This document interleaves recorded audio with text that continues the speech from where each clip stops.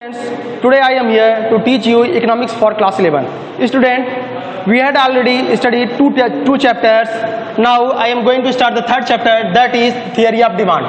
Student, in this chapter we will see how consumer reacts on the demand of a goods at the prices. Okay student, let us start. देखिए बच्चों, इस chapter में हम लोग पढ़ेंगे कि consumer कैसे किसी भी वस्तु को डिमांड करता है उसके गिवन प्राइसेस पे. ओके स्टूडेंट, यहाँ पर एक डिफिनेशन दिया हुआ है डिमांड का, जिसमें बताया गया है demand for a commodity is the desire two by A commodity backed with sufficient purchasing power and willingness to pay for it at the price in the given time. Okay students, इसमें आपको समझने की बात यह है कि कोई भी व्यक्ति किसी भी कमोडिटी की डिमांड करता है तो वो डिमांड तभी पूरा माना जाएगा जब वो उसके पास एक सफिशिएंट परचेजिंग पावर हो. मतलब उसके पास किसी भी वस्तु को खरीदने का उतना पैसा तो होना ही चाहिए. इसके अलावा क्या होना चाहिए? उसके पास उसकी इच्छा होनी चाहिए. मतलब उसके पास उस वस्तु को खरीदने की इच्छा होनी चाहिए. जैसे मान लीजिए कोई एक बच्चा जाता है मार्केट में, उसके पास 100 रुपए है, मगर उस 100 रुपए से वो आइसक्रीम भी खरीद सकता है और बुक भी खरीद सकता है. अगर उसकी आइसक्रीम की डिमांड को कहा जाए कि पूरा हो गया तो वो पूरा तभी माना जाएगा जब वो उसको जाके खरीदेगा. मगर अगर उस पैसे का उससे बुक खरीदना है तो वो जो है आइसक्रीम की डिमांड उसकी क्या हो जाएगी? पूरी नहीं मानी जाएगी. ओके स्टूडेंट, लेट अस सी. मतलब उसकी जो है विलिंगनेस होनी चाहिए, इच्छा होनी चाहिए, और क्या होना चाहिए? जिस प्राइस पर आइसक्रीम दी जा रही है उसी प्राइस पर उसको वो खरीद सके. इसके बाद क्या होना चाहिए?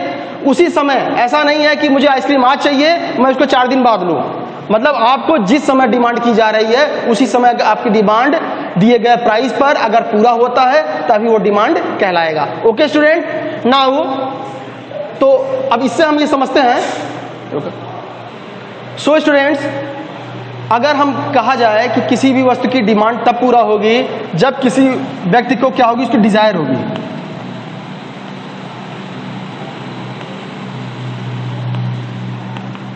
जब उस वस्तु की डिजायर होगी. डिजायर के बाद क्या होना चाहिए?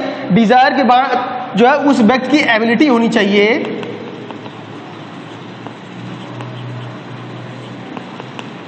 उसकी एबिलिटी होनी चाहिए उस वस्तु को खरीदने की. ओके स्टूडेंट, इसके बाद क्या होना चाहिए? उसकी इच्छा होनी चाहिए.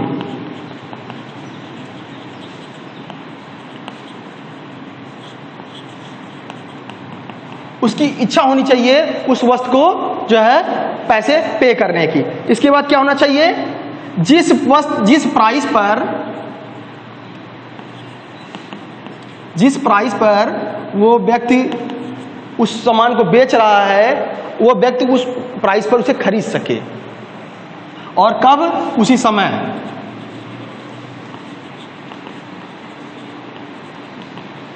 जैसे मान लीजिए अगर मैंने कहा, आप हमारे पास आए, आपने कहा कि सर हमें एक बुक दे दीजिए. मैंने आपको बुक दिया एक प्राइस पर.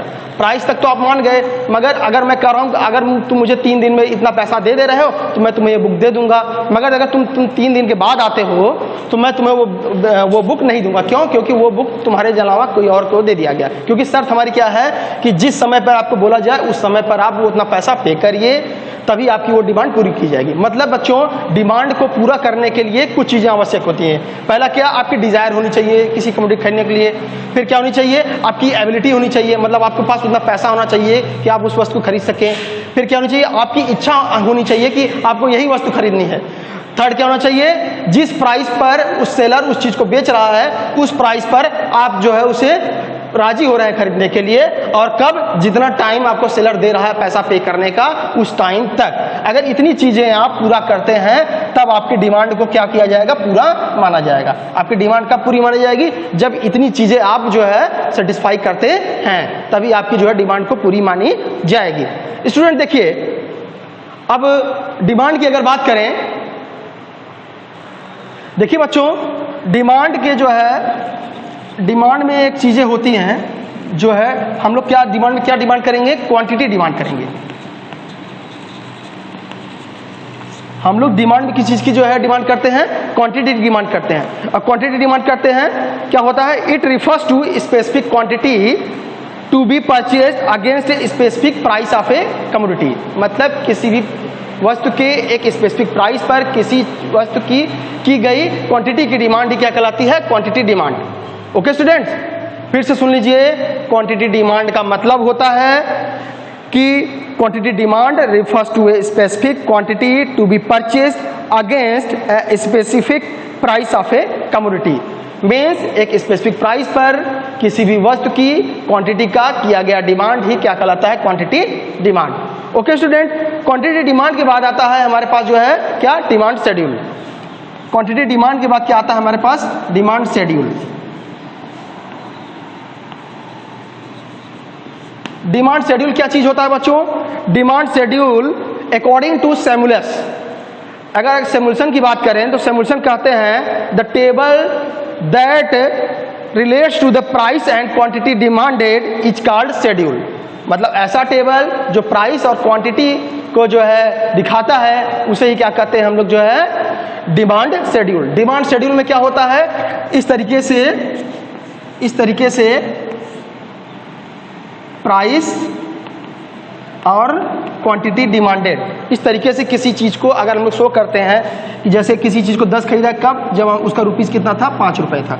जब 15 खरीदा तब? जब उसकी रुपीस कितनी होगी? 4। इस तरीके से प्राइस और क्वांटिटी डिमांड को जब हम लोग टेबल के रूप में प्रेजेंट करते हैं तो उसे क्या कहा जाता है? Demand schedule. Okay students, this much is for today's video. I am come in next video with the next topic. Okay student, thank you, have a nice day.